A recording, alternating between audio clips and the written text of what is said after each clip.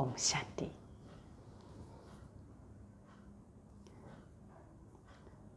সুখ শান্তি প্ৰেম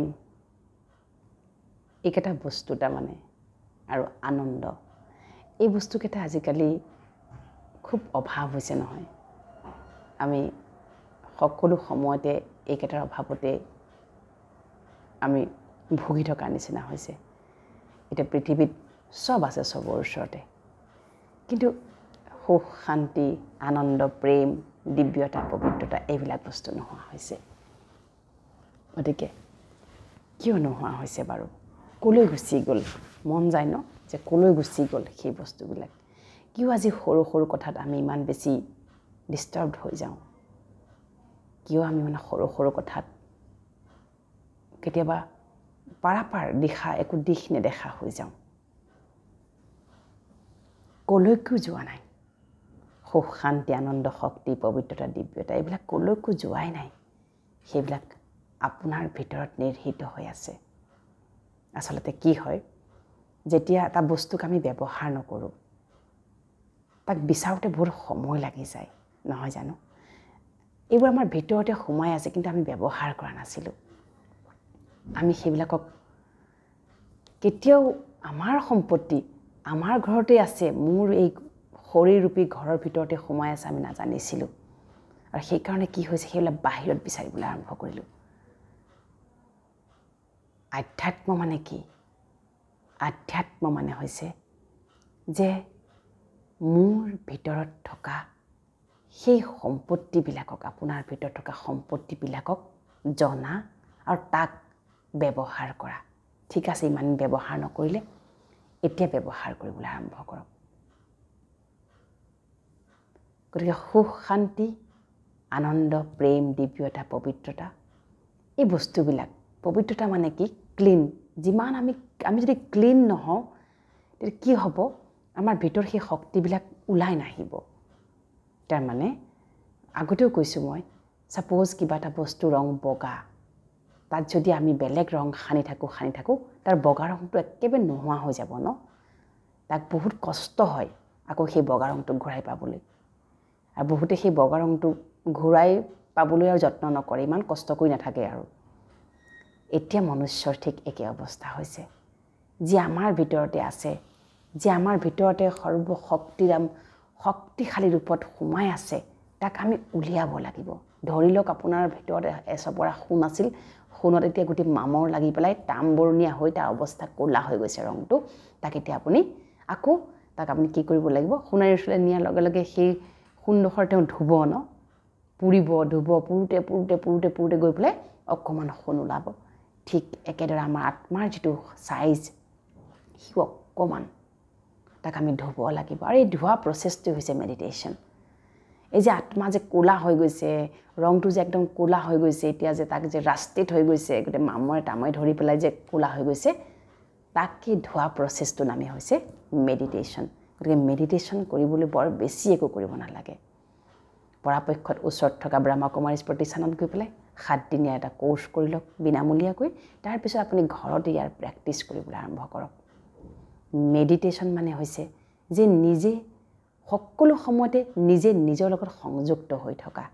কেনেকৈ থাকিব? এই ধৰক আপোনাৰ কিবা এটা আহিছে, প্ৰব্লেম এটা আহিছে, আপুনি সেই সময়ত এলাৰ্ট হৈ যাব যে মোৰ ভিতৰৰ কোনটো শক্তিক মই আনিম মই ব্যৱহাৰ কৰি প্ৰব্লেমটো ছল্ভ কৰিম। মনুষ্য জীৱনত এনেকুৱা একো বস্তু নাই যিটো আপোনাৰ দ্বাৰা সম্ভৱ নহয়।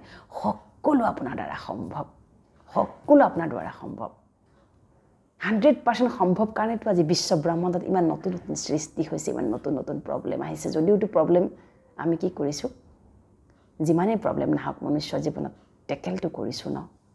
কিয় কৰিব পাৰিছে? কাৰণ সেই শক্তি আপোনাৰ ভিতৰত আছে। গতিকে সকলো আপোনাৰ দ্বাৰা সম্ভৱ। গতিকে ৰাতিপুৱা শুই উঠিয়েই সেইবাবে আপুনি ৰাতিপুৱা শুই উঠি নিজক চাৰ্জ কৰিবই লাগিব। নিজক যদি চাৰ্জ নকৰে, নিজকে যদি আপুনি নাজানে যে মই আজি কেনেকৈ চলিম, কি কৰিম, যলৈকে নাযাওঁ কিয়, মোৰ মানসিক স্থিতি কেনেকুৱা ধৰণৰ হৈ আছে। বডিটোতো চবলৈকে যাব, কিন্তু চবলৈ গৈ থাকিলেও মনটোতো লগতে চলে ন, কিন্তু মনটো ক'ৰবাত ৰৈ যায়। দিনটো আপুনি ভাত বনাব লাগিব কাম কৰিব লাগিব কিন্তু মনটো ক'ৰবাত ৰখি আছে কিয় ৰখি আছে কিবা কথাৰ বাবে তাতে খেলি মেলি হ'ল কিবা কথাৰ বাবে মনটো বেয়া লাগিল তাতে মনটো ৰখি আছে এতিয়া মনটোকটো আমি পৰিভ্ৰমণ কৰাব মনটোকটো মুভমেণ্ট কৰাব লাগিব মন মৰি যোৱা মানেনো কি জীৱনত হতাশা ডিপ্ৰেশ্যন এংজাইটি ষ্ট্ৰেছে বাহ লয় নহয় জানো এতিয়া মনটোক আপুনি অনবৰতে মুভমেণ্টত ৰাখিব লাগিব আমি শৰীৰ মুভমেণ্ট কৰি থাকোঁ দিনটোত আপোনালোকে বাৰু লক্ষ্য কৰেনে নিজক দিনটো আপুনি কিমান কাম কৰে শৰীৰটো আপুনি কিমান মুভমেণ্ট কৰে অফিচ গ'ল ব্যৱসায়লৈ গ'ল বজাৰ গ'ল স্কুল গ'ল চবলৈ গ'ল চব কাম কৰি আহিলে কিন্তু মনটো ক'ৰবাত ৰখি থাকে এই কোনোবাই কিবা কৈছিল কিবা এটা কথাৰ কাৰণে সৰু কথাৰ কাৰণে মনটো ৰৈ যায় গতিকে মনটোক অনবৰত আমি কি কৰিব লাগিব মনটোক আমি সকলো পৰিস্থিতি সকলো কথা বতৰাৰ পৰা আমি মুক্ত কৰি ৰাখিব পাৰিব লাগিব সেইটো কেতিয়া সম্ভৱ হ'ব যেতিয়া অমৃত বেলা ব্ৰহ্ম মুহূৰ্ত ৰাতিপুৱা শুই উঠাৰ অভ্যাস গঢ়ক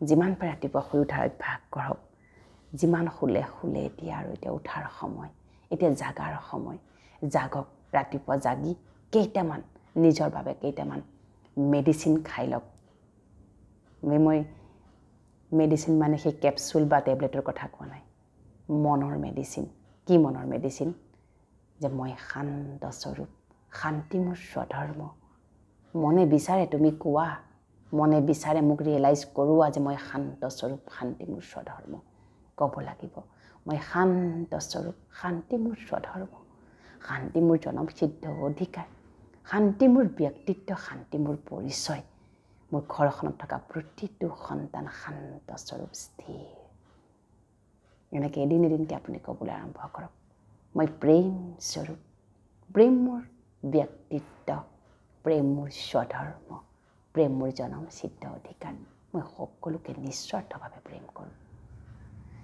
এনেকৈ কওক মই কল্যাণকাৰী মই সকলোৰে প্ৰতি সদা কল্যাণকাৰী মই সকলোকে এক দৃষ্টিৰে চাওঁ কোনো মোৰ বাবে বেছি নহয় কোনো মোৰ বাবে কম নহয় সকলোৰে প্ৰতি মই সমান কল্যাণকাৰী এইবিলাকে আপোনাক এনাৰ্জি দিব আপোনাক সকলো সময়তে আপোনাক কাম কৰাৰ মনোবল দিব আৰু আপোনাৰ ব্যক্তিত্বত ই প্ৰভাৱ পেলাব সৰু সৰু কথাই আপোনাক চুব নোৱাৰিব গতিকে এইবিলাক প্ৰেক্টিছ কৰিবলৈ আৰম্ভ কৰক সৰু সৰু কথাৰ পৰা নিজক মুক্ত কৰাৰ এটাই উপায় হৈছে নিজে নিজক ভোজন দিব লাগিব এই পৃথিৱীত এনে কোনো শক্তি নাই যিয়ে আপোনাৰ মনক পৰিৱৰ্তন কৰিব পাৰে কোনো শক্তি নাই সেই শক্তি আপুনি নিজেই আপোনাৰ ভিতৰতে যি সঞ্চিত হৈ আছে যি মানে আমি সেভ কৰি থৈছোঁ শক্তি সেই শক্তিবিলাকক চিনি পাওক জাগ্ৰত কৰক আৰু কৰ্মক্ষেত্ৰত আপুনি প্ৰয়োগ কৰি জীৱনটোক আপুনি স্বৰ্গৰ দৰে উদযাপন কৰক জীৱন এটাই দ্বিতীয়টো আপুনি পাব কিন্তু এই শৰীৰৰে এটাই জীৱন পাইছে গতিকে এই জীৱনটোক উদযাপন কৰিবলৈ হ'লে নিজক নাপাহৰিব বাহ্যিক বস্তুৰ প্ৰতি আকৰ্ষণ বাঢ়িছে বাহ্যিক বস্তুৱে আমাক আকৰ্ষণ বঢ়াইছে কিন্তু নিজে নিজৰ প্ৰতি আকৰ্ষিত হওক নিজে নিজকে আকৰ্ষণৰ কেন্দ্ৰবিন্দু কৰি তোলক ওম শান্তি